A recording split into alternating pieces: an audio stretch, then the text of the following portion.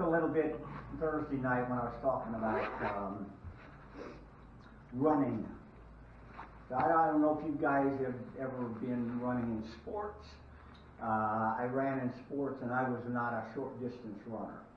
I was a long distance runner. My shortest good race was like 400 meters. And at 400 meters is it's like that and 800 meters. Those are like 100%. You run 100% of those the entire race. And I guess you would call it a world-class time, but the fastest I could ever run a 400 meter was 50 seconds. I mean, that's pretty good time, even back in the 60s. And the best 2 mile I ever did was 10 minutes. My best mile was like 4:12. That's pretty decent, even back then. Jim Ryan set the first high school under 4 minutes, but he was a lot taller than me. And so longer stride, less work. But Paul in Hebrews talks about running the race, and he's talking about life. And in Hebrews, the 12th chapter, the first verse, I like his references because he talks about the chapter before. Because the chapter before talks about those who have already run the race of life and didn't see what God had promised them. And during Paul's time, that was Christ's time, they did see Christ, and he came as the Messiah. And so some of those folks, if you look at the chapter 11 of Hebrews, my phone's over there, so I can't look it up, but I know what it says, because it says, by faith, Abel. And so he goes by all of the patriarchs before. And he talks about Abel, and by faith, and of course Cain killed him, but still his faith in what was to come was the same as Enoch. It said that Enoch walked with God, and he was translated to heaven because of his life. And that he was 300 some years old when that happened. And then Abraham. Abraham was about 10 years older than me when God called him, and he was 75, I think. And it said that he believed in a city whose maker was not human and wasn't here. And so he's talking about heaven. And then Moses. Of course, Abraham, Sarah didn't even have a kid until she was 90 years old. And Abraham was 100. And so I think about that. And there are so many of the patriarchs that were older than us. Moses was 80 when God called him. And he killed somebody when he was 40 and was part of the temple, part of the dynasty there in Egypt. And he tried to take it into his own hands. He tried to help God out. Well, it didn't work out too good. And so at 80, in the desert, God called him and he said, hey, I am. Because I have always been, and I like that because I am it's a continuum. It talks about that. I can't wrap my head around that, but I know that the scriptures say that God sees time as we know it, and at the beginning, which he really, Genesis 1, in the beginning, God created heavens and the earth. And the earth was without form and void. So it didn't have any shape. And darkness was upon the face of the deep. So obviously there was water. And then God spoke into existence. He separated the waters from the land and the light and the morning and the night and all of that stuff. So that, as we understand it, is when time began. But God sees that then, and when Jesus comes back and Satan is sent to hell, he sees all of that he looks at it all at once. Sometimes I would like to have that ability, but if I ever did, I think I'd be sorry. Because I don't think I can handle it. But after Abraham was Moses. And Moses, 40 years, he's 120.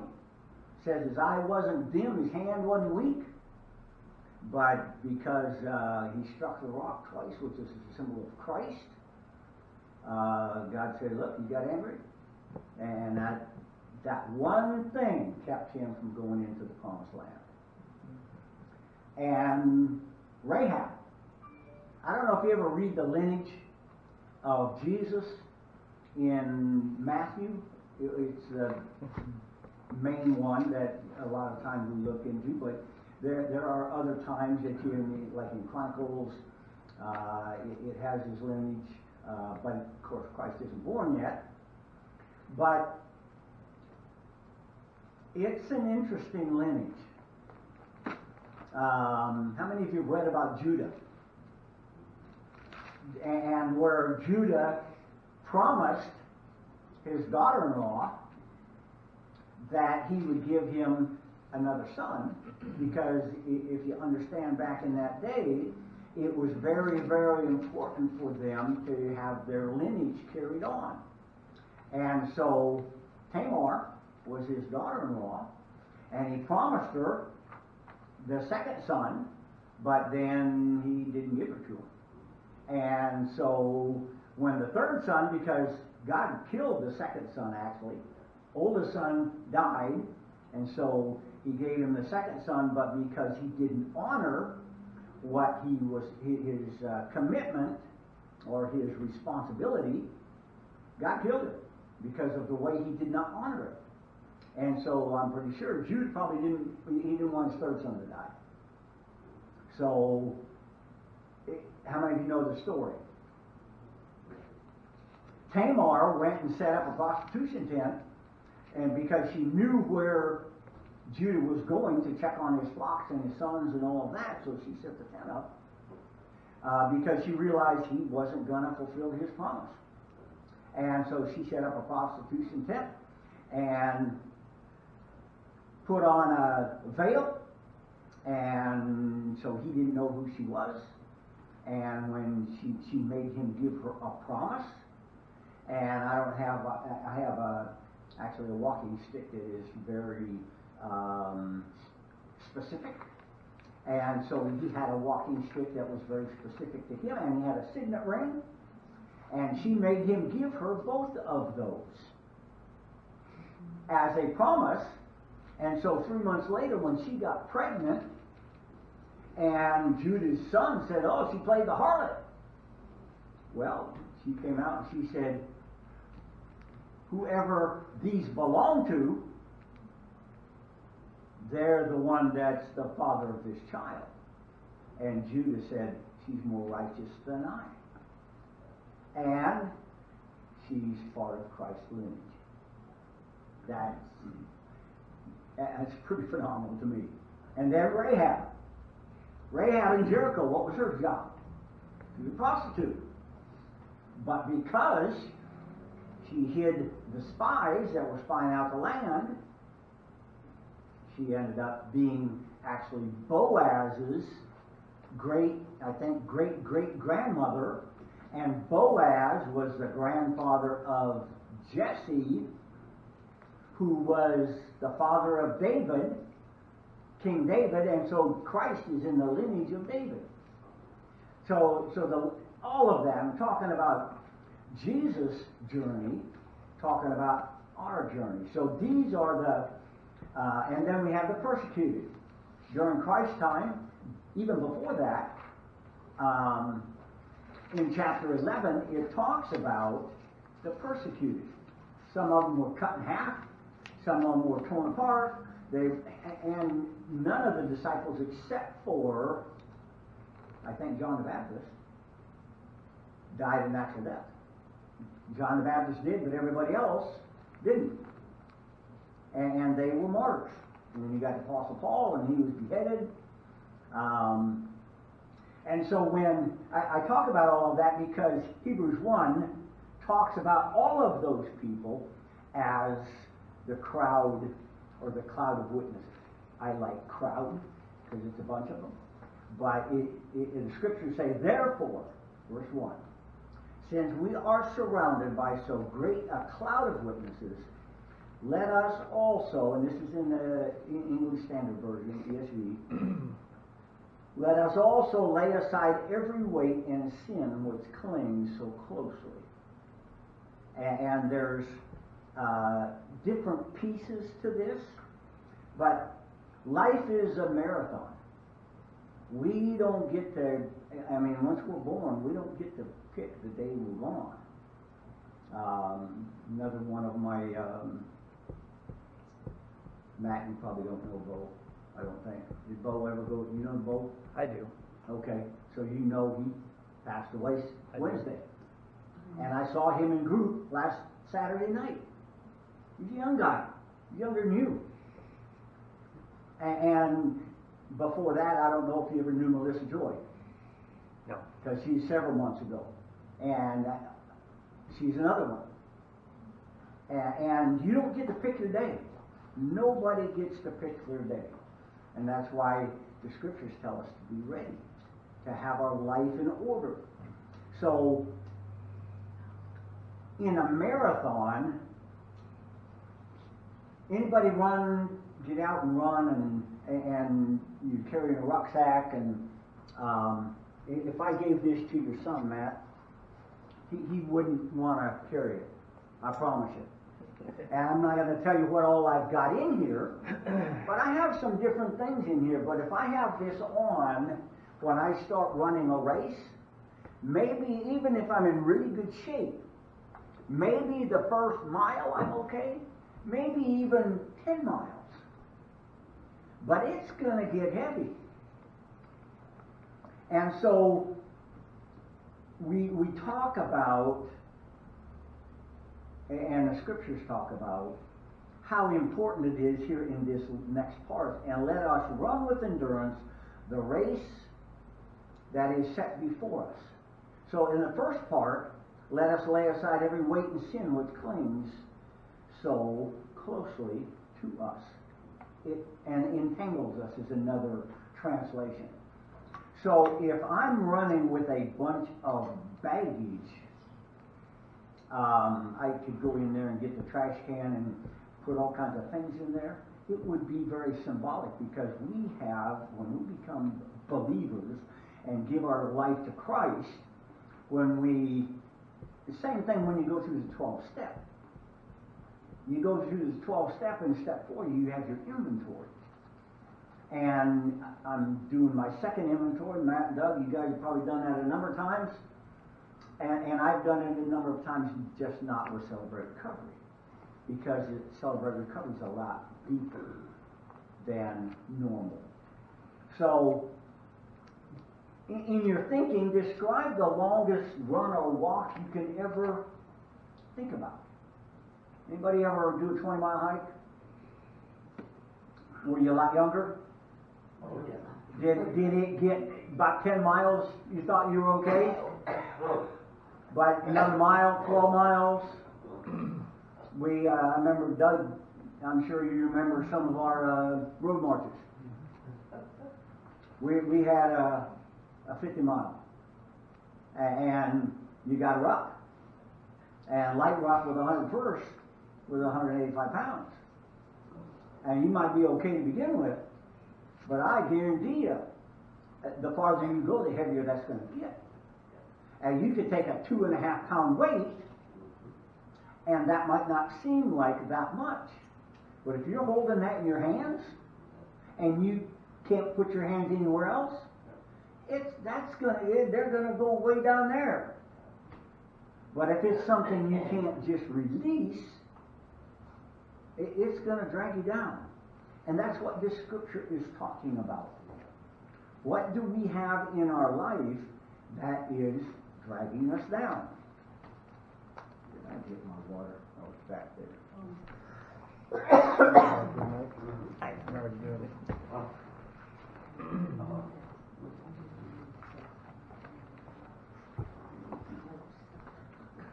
Would this get heavy? This is 16 ounces of water. As I walk, it's going to get lighter because I need it. But if it's something that I don't, let's say I have a bunch of rocks in there, and I could label them. I could label them frustration. I could say doubt. I could say distrust. I could say depression. I could say anxiety. I could say debt. Money debt. But what about my conscience? What about all the things that every time something bad happens to me, I don't deal with that. And so I shelve it. Is that extra weight? Yeah. And so I think that's what Paul is talking, or not. Well, I think Paul wrote Hebrews, but they say just because it's not titled, that it's, we could argue about that until tomorrow. It doesn't really matter. But the writer of Hebrews is talking about that. Now back in, you guys watch the Olympics. If you ever watch the Olympics or the Pan American Games, phenomenal performance. And those people train, that's what they do. Their whole life is training. Have any of you ever read about the first marathon, Greece, where the guy was running, he was a messenger, and the way that they ran, back in those days, those guys didn't normally wear clothes. They're running naked. We don't run naked, but I want my shoes, if I'm running, man, I don't want them things weighing 2.5 to 5 pounds like some of my boots. I have a set of boots custom made that for my feet, and I've had them 20 years, but those weigh between 2.5 and 5 pounds each. They're leather, they got 6 soles, they're protected, they're designed to work in the woods so that your feet don't get injured. But I don't want to wear those when I'm running a race. I want shoes that are going to protect my feet, but they're going to be light. And they have all kinds of them out there now. Asics is one of my favorites because of what it does for my feet, because my feet are narrow. But how about barefoot? Can you run barefoot? Depends on the toughness of your feet. If you grew up barefoot, probably they're going to be okay. If you didn't, they're probably not. I ran a 10K barefooted in Korea. I didn't plan on running it barefooted. I had bought me a pair of Asics, but travel is a little bit different over there, and even though my hooch was, or where I sort of lived, was 28 miles away, it would take me an hour and a half to get there. And I said, you know what, I trained for this race, I'm going to run it. I did okay. It wasn't what I think I would have done, and so I had some things I had to deal with that slowed me down.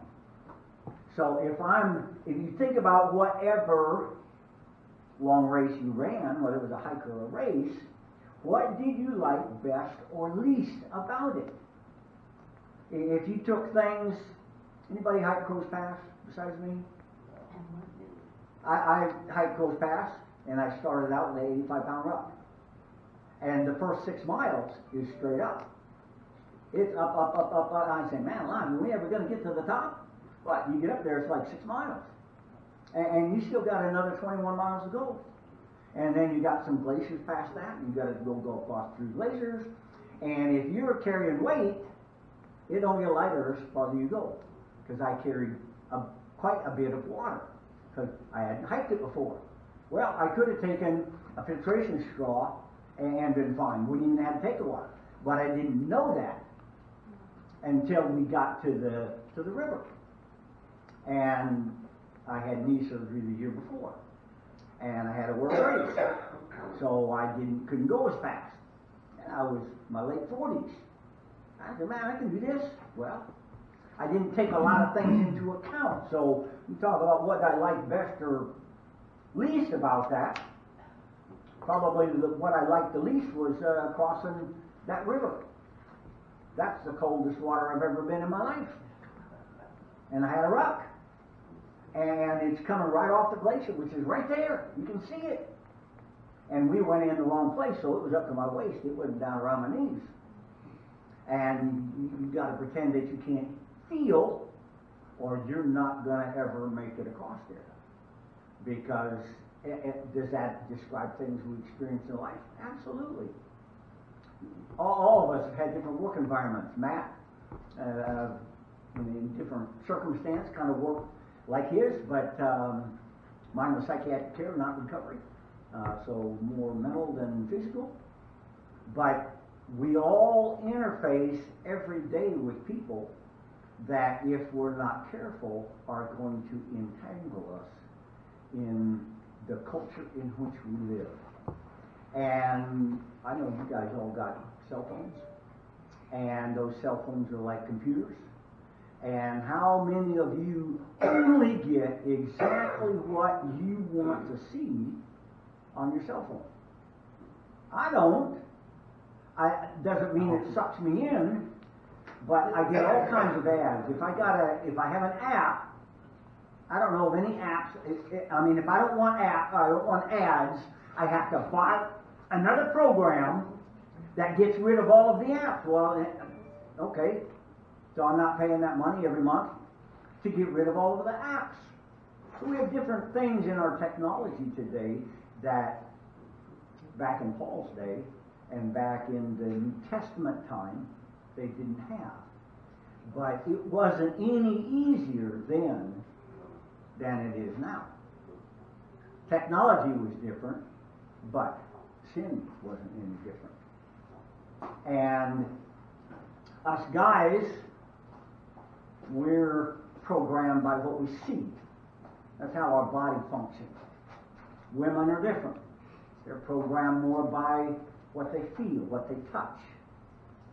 And so God created this different, but He made us to be partners in fellowship and in life.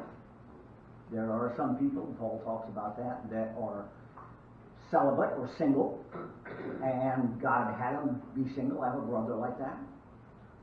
My youngest son is single. I think he would like to be married, but got issues, and I don't think he's ever going to get outside of that shell. I just don't think he will because of his factors. So imagine, because this is life we're talking about, the race that Paul, or the writer's talking about, being in a long, grueling race. What would be hard about being in a race like that? If you're going to go from here, or we can turn it around and say, okay, you're going to come from Seward, and you're going to be part of that first dog sled race where they went all the way up to Nome and with the diphtheria anecdote, and you're going to try to save lives. You think those guys experienced some things they didn't expect? Anybody ever hiked Johnson Pass? That, and if you did the whole thing, you're talking 100-some miles. And there are some, because that was part of that first race. And then you come on up there, and then you go through Coast Pass. You didn't go through Anchorage. You didn't go down the Seward Highway. And life is very similar to that. You come over the hill, and there's a glacier down there. You say, well, I'll just, skin across there. Well, when you get out on there, and what's going to happen in that glacier, you don't know. And maybe you break through and end up dropping down, 10, 15, 20 feet. And now you're stuck down there. How are you going to get out? Does that happen in life? Absolutely. But we have the resources to balance that out. So, what are some of the things you would feel physically in a race like that? If you've run long and you're not breathing correctly and you're not hydrating correctly, what happens to your physical parts? You have muscle cramps, you get exhausted, you get dehydrated. If you go too far and you go on the second level of dehydration, your major external body parts start to shut down and only the internal parts, so you're going to lose feeling and dizzy and all kinds of things. The same thing is true if we're not feeding ourselves spiritually. If we do not pay the same attention to our spiritual life as we pay to our physical life, it's going to die. And that whole part of you, because that's, I mean, we got the mental, but the mental to me is tied into the spiritual. But if you say, hey, I've got a cousin right now that when him and his wife got married, and we're working on him because his mom right now probably isn't going to live that long. And I think it's going to come up to a turning point. His wife is better, but they both agreed when they got married that they were not going to become Christians. They grew up in a background, a spiritual background, and I don't know what happened to them when they were in their teenage years, but something, and then David when he was even younger, I don't know. But that doesn't mean that his spiritual life isn't there. He's just not, I mean, it's kind of like our habits. If we don't feed, if I don't feed my habit, it doesn't control me. If I feed my spirit, though, it's going to be a factor in everything that I do. Why do you think some are able to endure this discomfort or the difficulties of a long race, but why others don't? We can take both. I mean, I know it's ups and downs, at least in the last 3 years. And for me, if I was ever to start using, let's say I took a hit. Matt had some stuff from the outside, and he said, man, check this stuff out, man. It's the best thing out there. And I said, well, this is once. With me, just once. And in 3 weeks, because my habit doesn't die, it still progresses. I'm not feeding it, but it's not gone. I live about 3 weeks, based on the amount that I used to live. And I'm twice as old as Matt, at least. And my body isn't what it was back when I was 19, when I quit. And so that might be some of the weight that I need to get rid of. And there's other things that are a fallout from that too. Same thing with the military. Doug talked about some of our journey. His places and mine are different outcomes, pretty much the same. Now, I don't know what his physical discomforts are, but I would really like to have an upper and lower spine replacement. And if I could get, at the same time my head and my right arm, and we're going to go about that, and give me a left leg too. If I could have all of that, it'd be great. But that's not something that I want to get rid of. But I still experience some of the stuff like Paul did. How many times was he beat? And flogged. How many times was he thrown out of the city? One time, I think he had what they say, they left him for dead. Mm-hmm. But he didn't die. God revived him. Did he have issues with that? I think maybe part of what he called the thorn in the flesh, because Paul, as I understand it, had migraine headaches. I don't like migraines. I different kinds. But could that slow us down? Yeah. But that's not something he could get rid of. He asked God to take it away, and God said, no, not going to do it. My grace is sufficient for you. So, what keeps some from running endurance? Might be something like that. Could be family. Could be friends. You want to stay and continue to run with the same crowd. That doesn't work. So think now about the spiritual race we're all in.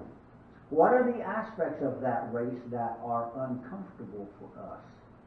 as runners. What makes it hard to run faithfully in the spiritual life? And those are kind of together. But when we talk about let us run with endurance the race that is set before us, who is our model? Jesus Christ. And he did the same thing we're doing without sin.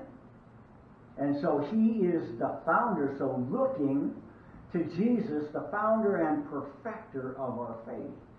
So he says, who for the joy that was set before him. So he wasn't looking at the crucifixion, because that was the hardest part of his physical life. And that's why when he prayed, I was thinking about that earlier, the night or the morning of the crucifixion, he asked his disciples to go pray with him, because he knew what he was going to face. And I've read a lot about that particular setting in Christ, and doctors, psychologists say that when it said as it were sweat drops of blood, that actually, if you are under excruciating mental turmoil, that can actually happen. Where because of the excruciating mental turmoil that you're under, and Jesus knew what he was going to have to go through. I believe that this is Michael talking, I think that he actually probably sweat drops of blood. Because I can't imagine knowing what I'm going to go through. And he had to make it to Golgotha. He knew he was going to carry a cross. He knew when they talked about his what he experienced with Caiaphas the high priest. Now this is a priest. They had their own temple guards, and it's an illegal trial, and they have him in there, and the word for when they struck him is not with an open hand, it's with a fist. And so they punched him out, basically. I think, we see pictures of Christ, and how he's portrayed, I have my own idea of, I think he was probably like Matt, but just very defined in his physical characteristics. I think as a stonecutter and a brick mason and a carpenter, back in that day, he would have had to have been. He wasn't a little guy, I don't think. It says that he wasn't attractive, scriptures in Isaiah 53 say, but I don't think he was a wimp. And so to go through that 40 lashes, and the way they stretched him out like that over a beam, so that every single part of his body was shredded. I can't imagine that. But here he is, he's praying. And the disciples went to sleep. And he prayed for an hour, he came back, and he said, man, could you even pray with me for 1 hour? So he woke him up and went and prayed again. And that's when he came and strengthened him, or he couldn't make it. But, so when he says, for the joy that was set before him, he's talking about after the resurrection. But he had to go through that to get there. That was set before him, so he endured the cross and despised the shame, because that was the most humiliating type of death during that time. And is seated at the right hand of the throne of God. So when you consider him who endured for sinners, us, such hostility against himself, so that you may not grow weary or faint-hearted. So when you get to the end of, or so long in your race, and we don't know how long it is. We say like your marathon is like 26.3 miles, I think. That's a long race. And I've done a mini marathon. And when I was in Korea, Doug, I don't know if you ever were up on the demilitarized zone, but man alive, coming up into Camp Reeves, that last mile and a half is up. I'm saying, man alive. And that was the hardest part of the whole race. And it was a mini marathon. I said, man, I'm glad it wasn't longer. But I don't know, and it was hot, like 96 degrees out, and you're dehydrated, and we had a guy in there that ran that race on a regular basis. He was from Montana. I met him actually before he joined the Army, and then he was underneath my area of responsibility, and he took first in that. But he had been running it as long as he'd been there, and I couldn't compete with that. So think about the spiritual race that we're in. What are some of the struggles that we have? Matt, you got a perfect marriage? No. And I can ask myself, I've been married 40-some years, closer to 50 than 40. And I think about how we started out. And sometimes I just shake my head, man, I don't understand. I'm with the same woman. I've only been married once. And I think I got it figured out, but the truth is I haven't got it figured out. And it's the same thing with me in my journey. All of us probably. We think we've got it figured out. We don't have it figured out. And realize that we're still hauling things with us that drag us down. So I don't know what this weighs, maybe 15, 20 pounds. I'm not going to look in there. I forget some of what I got in there. But one of the things that I have is my stepper. You think that gets heavier as, and how many know what that is? Battery charger. That is a battery, it's a charger. I can run my phone, I can run a computer off this one right here. Why do I carry that around? Because I don't always have electricity. If I had the charger, I could plug my hearing into that and charge it. But eventually, and that thing weighs about a pound and a half. We have things that drag us down, and we don't realize it. So what makes it hard to run faithfully in the spiritual race? What do you think? Distractions. What's that? Just the distractions of the world. Distractions, advertisements. Do we have kind of toll roads in life? You come along and kind of like highways down the lower 48. We don't have any of those in Alaska.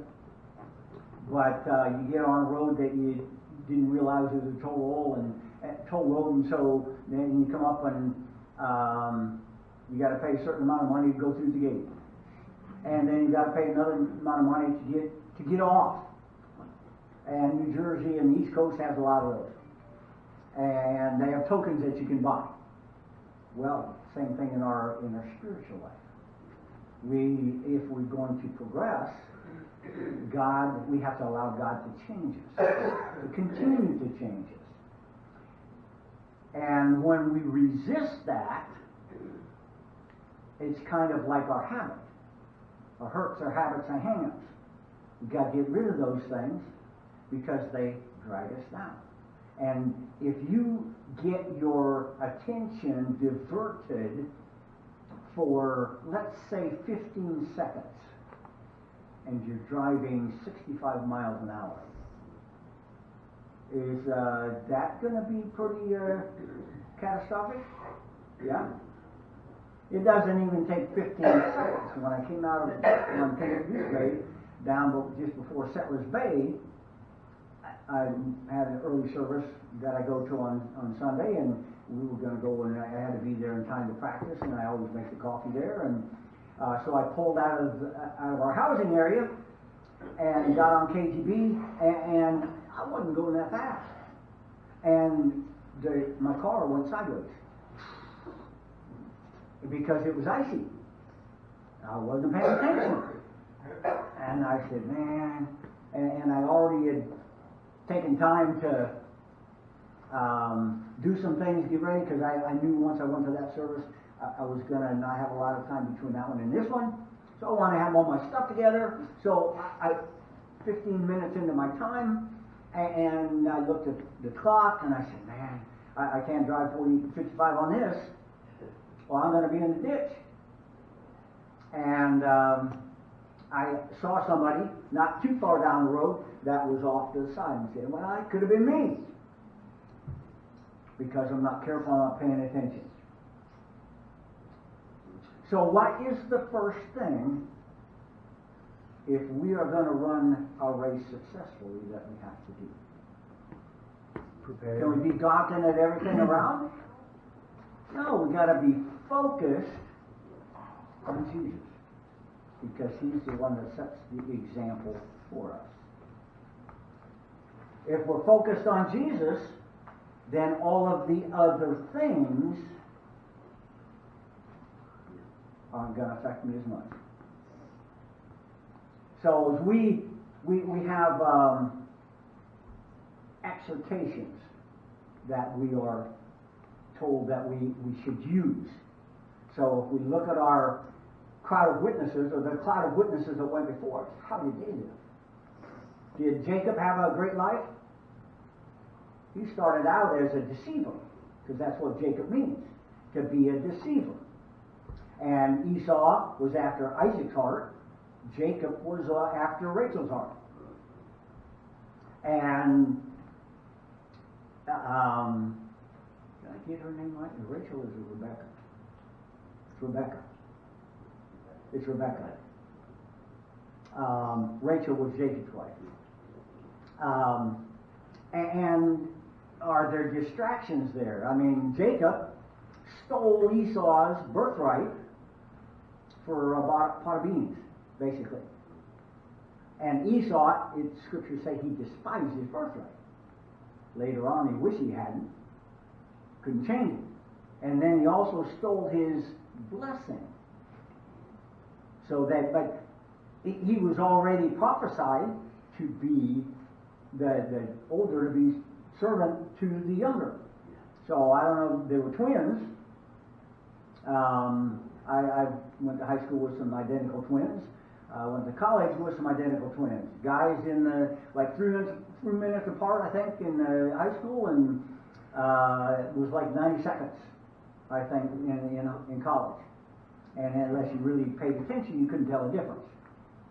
I believe Esau was a burly guy, and Jacob was not.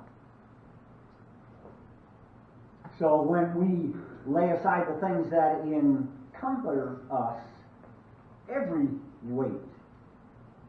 You carry stuff in your pockets? I do. And when I carry stuff on my belt lots of times. When I go to the dock and they're going to weigh me, man, I'm going to get rid of all that stuff.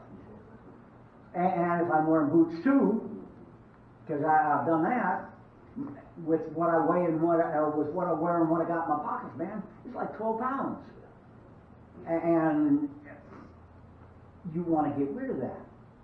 All that stuff that is not necessary, but the scriptures are necessary. So, lay aside the things that ensnare us. Does sin, is it attractive? You go to the grocery store, and as you're in the checkout line, what do you see there? All kinds of stuff you don't need. But how many times do you get to look at it as you're waiting in line, and you see the Examiner, or you see some other magazine, and I mean those are a lot of the propaganda that's there. But you'll see candy that you didn't see anywhere else in the store. You see all kinds of gimmicks, and you get to looking at that, and how many times do you buy something, and then you get home and you don't need it. You might already have some of that already at home. Better than what was there. And so, life is like that. You're sitting at the stoplight, and you're in 4 lanes of traffic. And you got a vehicle, yeah, it's paid for, but it's not that great. And somebody pulls up in a brand new Corvette. Or if you're a truck person, they pull up in a brand new truck with a camper on it and duty and all those bells and whistles, and the truck is like $95,000, and you get to looking at it, hey man, you might have that. Or if you're a motorcycle person, and somebody pulls up and it's just a beautiful Harley or a wing. I have a Bull Wing, and they pull up and it's a trike. I'd like to have a trike. They're about $25,000. to get one now. It's about $15,000 if I'm going to convert mine. Due to my health issues, I'm probably not going to have a choice but to go if I want to stay riding. So all of these things can attract us. You're hungry. If you're hungry when you go shopping, do you buy stuff that you probably wouldn't? Yeah. And you get it home and say, man alive, I spent an extra $100 just on this stuff, and you don't want it. And we go to the store with your kids, or you, and you see things that you didn't plan on buying, but ends up in your cart.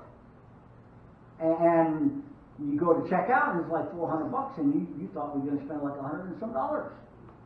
And because you bought stuff you didn't need. Does that fit? How many of you go, everybody like fishing here? Or not? If you like fishing, and you reel up something, you can't tell what's on the end of your line, you're fishing halibut. How many of you fished a halibut and end up with a stingray? Mm-hmm. I have many times. And one time, stingray that was bigger than the boat. And my wife's uncle it was his boat. When he saw that thing come up out of the water, he said, cut the line, man, he's going to run us upside down. Okay? Are there things like that in life that entangle us and ensnare us, and they're dragging us under? So, what did Paul say? He said, I die daily to myself in order for me to be more usable of God. And so what about our tongue? What about our mouth? Does that get us in trouble? Yeah. And we'll say something, all of that fits. The things that entangle us and let us run with endurance the race that is set before us. 1 Corinthians 9:24, Romans 12:12, and Hebrews 10:36 all talk about that. So we have encouragement for the future. We talk about Hebrews 12:2-3, which is my main caption. Was it not necessary that Christ should suffer these things and enter into his glory? Absolutely. Jesus accounted himself to the two disciples on the road to Emmaus after his resurrection. Did they know it was him? No, they were so filled with their grief, and he walked with them, 12 to 14 miles. Now, I can't imagine walking with somebody that I'd known and spent 3 years with, and then not realizing it was him until we sat down to eat, but that's what happened. For it is your sake that I have borne reproach, that dishonor has covered my face. That's what it's talking about when Jesus said, for despising the shame of the crucifixion. Philippians 2:4, and being found in human form, he humbled himself by becoming obedient to the point of death, even death on a cross. But what does John 3 talk about? He said, just as Moses lifted up the serpent in the wilderness, so the Son of Man must be lifted up so that he might draw all men to him. And without that, there isn't any justification for righteousness for us, which Paul talks about in Romans, or he's talked about in Romans the 8th chapter. So we're encouraged to focus on Christ, discipline ourselves like he did in the guidance that he's given us, because I like Isaiah 40:28-31, and if you guys want a copy of this, I can text it to you because I have it on my phone. And you have all of the stuff more than what I'm just talking about. But he gives, in Isaiah it says, have you not known, have you not heard? The Lord is the everlasting God, the creator of the ends of the earth. He does not faint or grow weary. His understanding is unreachable. Beyond anything we can ever imagine. He gives power to the faint. And to him who has no might, he increases strength. Verse 30, even youths shall faint and be weary, and young men shall fall exhausted. Verse 31, but they that wait for the Lord. Are we good at patience? Oh, I'm not. I'm not. I prayed for patience a number of years ago and didn't realize what I was praying because I learned some specific things in my life from that time. And that was when we were going to Europe. It was 1983. And I had prayed for patience as we were over there because I knew it was going to be different. And it seemed like so many different things in my life. I had a car breakdown. I had a BMW 525, and the ignition started to go out on it. So I took it into the shop, and they got the arts and crafts shop there, and great automotive place, and specialty in either a BMW or a Mercedes or whatever you're driving. They had a technician there for that. And technicians, well, Michael, you know, normally that's pretty easy. Well, that never got fixed. Actually, the car got stolen before it got fixed and stripped, and I ended up, police found it, and it was worth about $50. And then, but that became the trigger when somebody said, well, Michael, normally, and that I knew it wasn't going to be. When somebody said, normally, Michael, that's pretty simple. And I said, okay, you know, Lord, here we go. You know, this is what I asked for, but I didn't know what I was asking for. Because I'm not patient. But they that wait for the Lord shall renew their strength. So there's a caveat for that. You wait, you get the benefit. They shall run and not be weary. They shall walk and not faint. I'd like to have some of that, like doing that. It was that 100-mile deal they did up there in Fairbanks every year. Oh, yeah. With what was it, a 45-pound ruck, I think? Well, minimum was 45. Yeah, 45 They prefer pounds. you to be between 100 or Yeah. 85 85 to 150. Yeah. Yep. And you'd like it for the load to be easier. This person had a dream. They were like a cross that they were carrying that in the life that they were living. And of course, we all carry a cross when we become believers, because Jesus said to the rich young ruler, sell all that you have, give it to the poor, take up your cross and follow me. And this lady had a dream, the things that she was dealing with in life, and she said, Lord, my cross is too heavy. So in this dream, there were a whole bunch of other people in her dream that were in the congregation, and in this dream, person that was always positive, always giving, always available, always donating time and whatever they had. And she wanted to bear their cross. But then when they laid their cross down, it was like 3 times bigger than hers. And so she went, and every other person that she saw, because she didn't know what the burdens were that those other people carried. So she ended up taking hers back because she didn't realize the burdens other people carried. And none of us know. I don't know what Matt deals with, or Linda, or Doug, or any of you. I just know what I carry. And it's not like somebody else can carry my load. But it is something that I have so that God can continue to shape me. And my wife and kids are all artistic. I'm not, but recently saw a person with doing a mud on a spindle, I think that's what they call it, a spindle. And when somebody came and messed with them and diverted their focus, and they messed it up and they had to start over. Well, I don't want that to be me with God. Because I don't want God to have to continue to reshape me for things that I should have already gotten past. But there are times when I just say, how in the world? I should be farther than that. So that's my frustration. So we are encouraged to look for the joy. Look for the benefits.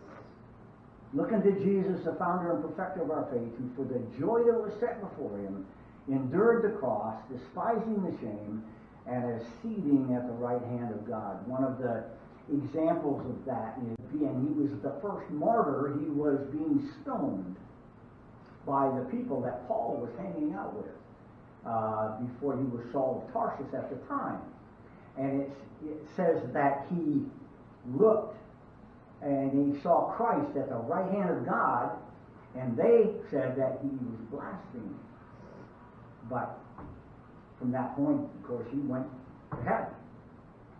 But we know Christ is there and he intercedes for us. How many times have we had the opportunity to give what Jesus has said is his burden? He says, all you are heavy laden and burdened down, lay it on me, because my yoke is easy, my burden is light. But how many times do we carry things that he tells us, look, that ain't your problem. That's my problem. We want to get in there and fix it. You can't. With me, I usually mess it up. I just do something, and that kind of like John Belushi in that National Lampoon Animal House, where he's beating his head on the locker.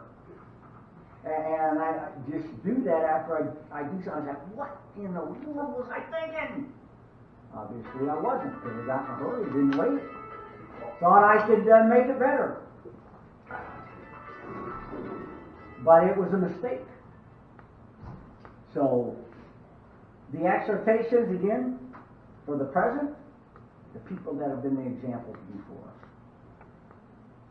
We are exhorted at anything that ensnares us, that reels us in. I have to be careful. I call my addiction with the halibut hook. I don't, and methamphetamine was not my drug, but I know people that have taken it, and I've worked with people that have taken it, and because of the impact that it has on you that very first time, not after that, but I saw somebody just recently, and I was saying, man alive, they're chasing the dragon, and I knew they were it was that methamphetamine, but they were heating it up and going to smoke it.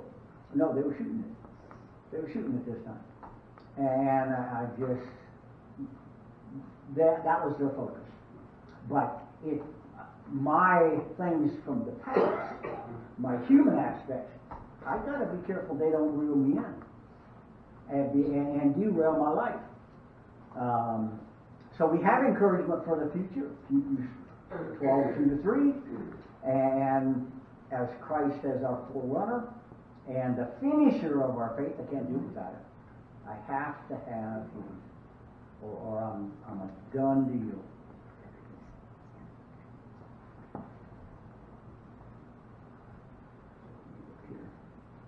So looking to means to look away from something and to fix our gaze on Christ, on the right thing. Christian men and women should look with spiritual eyes beyond their immediate trials to Jesus, the founder and perfecter of their faith. The Greek word for founder describes a pathfinder in Hebrews 2:10. A pathfinder in the military, back in my day, Doug's day, those were tough dudes, because that was before Ranger in my early years. That was before you went Ranger. If you were a pathfinder man, top of the ladder, accelerated promotion, like you were going places and doing things that most folks didn't want to. Jesus exemplified our example by completing the Father's will for the heavenly joy that he now has, but we also will have. Becoming a Christian and following Christ does not mean forfeiting joy.